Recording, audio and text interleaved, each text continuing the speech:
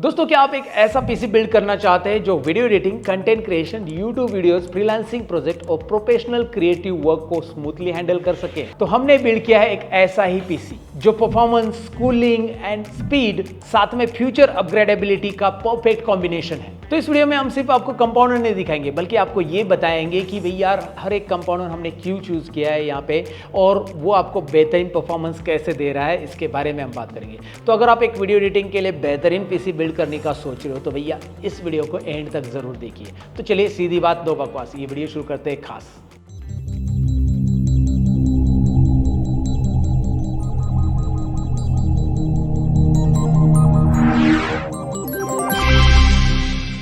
तो सबसे पहले बात करते हैं पीसी की ब्रेन की, यानी कि सीपीयू की। भाई हमने इसके अंदर इंस्टॉल किया है इंटेल कोर i5-14400 14 जनरेशन का प्रोसेसर, जो कि परफॉर्मेंस के लिए बहुत बेहतरीन है। अब बहुत लोगों के माइंड में ये सवाल रहेगा कि भाई i5 ही क्यों? देखिए, वीडियो एडिटिंग के लिए सिर्फ गेमिंग की तरह परफॉर्मेंस इंपॉर्टेंट नहीं होती है, हमें मल्टीटास्किंग, रेंडरिंग स्पीड और टाइमलाइन परफॉर्मेंस भी चाहिए होता है। सो इंटेल i5-14400 एक लेटेस्ट जनरेशन प्रोसेसर है। तो जब आप एडोबी प्रीमियर प्रो या फिर डेविंची रिजॉल्व, आफ्टर इफेक्ट्स या फिल्मोरा जैसे सॉफ्टवेयर यूज करते हैं तो आपको मल्टीपल टास्क एक साथ परफॉर्म करने होते हैं, जैसे एडिटिंग हो गया, प्रीव्यू रेंडरिंग हो गया, बैकग्राउंड एक्सपोर्ट हो गया एंड मल्टीपल एप्लीकेशन को एक साथ आपको रन करना होता है। तो ये प्रोसेसर उन सभी वर्कलोड्स को इफिशिएंटली हैंडल करता है और प्राइस टू परफॉर्मेंस रेशियो के हिसाब से वीडियो एडिटर्स के लिए एक बहुत ही बैलेंस चॉइस है। अब प्रोसेसर के साथ हमने नॉर्मल स्टॉक कूलर, यानी कि जो नॉर्मल सीपीयू फैन आता है वो इंस्टॉल नहीं किया, हमने इंस्टॉल किया है यहाँ पे डीप कूल एयर कूलर। अब सवाल आता है कि नॉर्मल सीपीयू फैन की जगह डीप कूल क्यों? जब आप वीडियो एडिटिंग या रेंडरिंग करते हैं तब प्रोसेसर कंटिन्यूअसली हेवी लोड पर रन करता है और इस वजह से टेम्परेचर रैपिडली इंक्रीज होता है। Normal stock cooler basic uses के लिए ठीक है, जो नॉर्मल सीपीयू फैन होता है, लेकिन प्रोफेशनल वर्कलोड्स के लिए डेडिकेटेड कूलिंग ज़्यादा इफेक्टिव होती है, जो सीपीयू को ज़्यादा देर तक कूल रखता है। एंड डीप कूल कूलर में लार्जर हीट सिंक और बेटर एयर फ्लो डिज़ाइन मिलता है। ये प्रोसेसर की हीट को इफिशिएंटली डिसिपेट करता है और टेम्परेचर कंट्रोल में रखता है। और इसका सबसे बड़ा बेनिफिट है कि प्रोसेसर थर्मल थ्रॉटलिंग से बचता है। और हाँ, ये थर्मल थ्रॉटलिंग का मतलब ये होता है कि एक्सेसिव हीट की वजह से प्रोसेसर अपनी स्पीड ऑटोमेटिकली रिड्यूस कर देता है और डीप कूलर की वजह से प्रोसेसर लॉन्ग रेंडरिंग सेशन में भी स्टेबल और कंसिस्टेंट परफॉर्मेंस देता है। साथ ही में जो स्टॉक कूलर या नॉर्मल सीपीयू फैन होता है उसके कंपैरिजन में नॉइज भी कम जनरेट करता है। तो अब आपको समझ में आ चुका होगा कि हमने डीप कूलर क्यों इंस्टॉल किया है। अब बात करते हैं मदरबोर्ड की। तो इस बिल्ड में हमने यूज किया है गीगाबाइट B760M मदरबोर्ड। मदरबोर्ड किसी भी पीसी की बैकबोन होती है।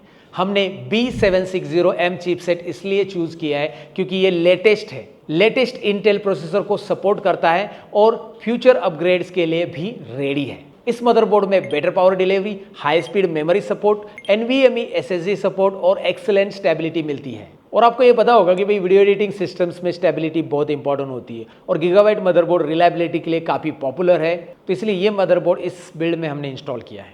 अब आते हैं रैम पर। इस बिल्ड में हमने यूज़ किया है 16GB किंगस्टन HyperX रैम। अब सवाल आता है कि HyperX रैम ही क्यों? नॉर्मल रैम और HyperX रैम के बीच में सबसे बड़ा डिफरेंस क्वालिटी, परफॉर्मेंस, स्टेबिलिटी और हीट मैनेजमेंट का होता है। HyperX RAM premium quality memory chips के साथ आती है जो हेवी वर्कलोड्स में भी स्टेबल परफॉर्मेंस प्रोवाइड करती है। वीडियो एडिटिंग सॉफ्टवेयर काफ़ी रैम कंज्यूम करते हैं, ये आपको पता ही होगा।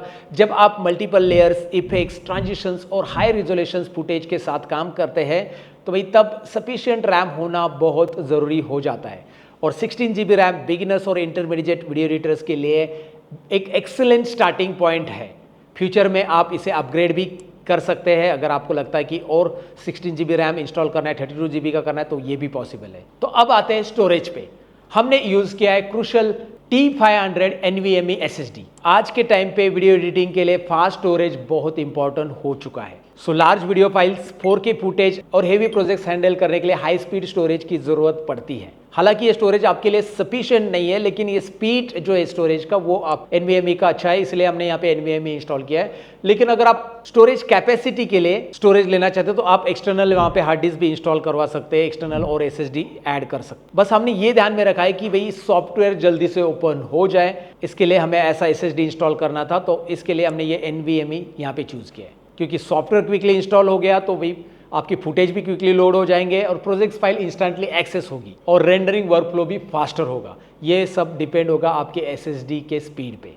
तो अगर आप एक ट्रेडिशनल HDD या नॉर्मल SATA SSD के कंपैरिजन में देखते हैं तो NVMe SSD प्रोडक्टिव है और काफ़ी ज़्यादा स्पीड उसका आपको मिलता है। इसके लिए हमने क्रूशल 3500 को चूज़ किया है। अब बात करते हैं बिल्ड के सबसे इंपॉर्टेंट कंपोनेंट की, यानी ग्राफिक्स कार्ड की। यहाँ पे हमने इंस्टॉल किया है MSI का RTX 3050 ग्राफिक्स कार्ड। आज के modern editing software GPU acceleration का यूज़ करते ही है, तो एडोबी प्रीमियर हो, डाविंची रिजॉल्व और आफ्टर इफेक्ट्स जैसे प्लेबैक को फास्ट बनाते हैं। RTX 3050 में NVIDIA CUDA कोर्स और हार्डवेयर इनकोडिंग का सपोर्ट मिलता है, तो इस वजह से टाइमलाइन प्लेबैक स्मूथर होता है, रेंडरिंग फास्टर होता है और इफेक्ट्स प्रोसेसिंग में बेटर होती है।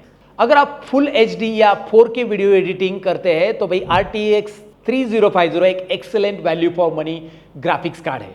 अब बात करते हैं पावर सप्लाई यानी कि SMPS की। हमने यूज़ किया यहाँ पे NT Sport 550 watt power supply. बहुत लोग प्रोसेसर और ग्राफिक्स कार्ड पर फोकस करते हैं लेकिन पावर सप्लाई को इग्नोर कर देते हैं।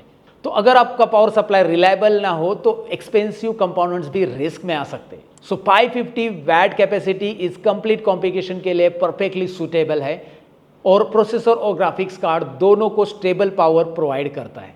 एक क्वालिटी पावर सप्लाई सिस्टम की ओवरऑल लाइफ और स्टेबिलिटी को इंप्रूव करता है। और अब बात करते हैं कैबिनेट की। हमने यूज़ किया है यहाँ पे 4 fan air flow cabinet. So video editing और रेंडरिंग दौरान CPU और GPU दोनों काफ़ी हीट जनरेट करते हैं।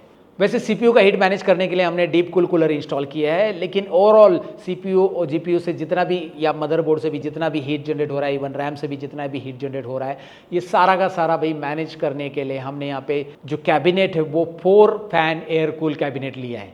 तो अगर आपके कैबिनेट के अंदर एयर फ्लो प्रॉपरली ना हो तो भाई इंटरनल टेम्परेचर इंक्रीज हो सकता है और इसी के लिए हमने 4 फैन सेटअप का एक कैबिनेट चूज़ किया है। ये fan continuous air flow maintain करते हैं, हॉट एयर को बाहर निकालते हैं और फ्रेश एयर को अंदर सर्कुलेट करते रहते हैं। इससे पूरा सिस्टम कूल रहता है और कंपोनेंट्स की लाइफ स्पैन भी इंप्रूव होती है। तो दोस्तों ये है हमारा complete video editing PC build. Intel core i5 14400 14 generation processor, deep cool air cooler जो हमने इंस्टॉल किया CPU के ऊपर नॉर्मल फैन की जगह। उसके बाद Gigabyte V760M motherboard, 16 GB Kingston HyperX RAM, Crucial T500 NVMe 500 GB capacity SSD, then MSI RTX 3050 graphics card, NT Sport 550 watt power supply और 4 फैन एयर फ्लो कैबिनेट।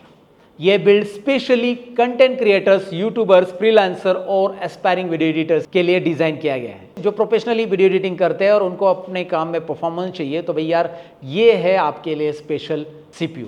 तो ये जो CPU हमने स्पेशली बिल्ड किया हमारे वीडियो एडिटर के लिए, जो कि अनिकेत जी है, जो हमारे वीडियो एडिटिंग करते हैं। हमारे वैसे टीम मेंबर में ऑलरेडी 3 वीडियो एडिटर है, लेकिन यहाँ पे अनिकेत के लिए जो था वो CPU नहीं था, वो लैपटॉप पे अभी तक एडिटिंग कर रहे थे, तो हमने ये स्पेशली PC बिल्ड किया, ये जो हाई कॉन्फ़िगरेशन वाला है।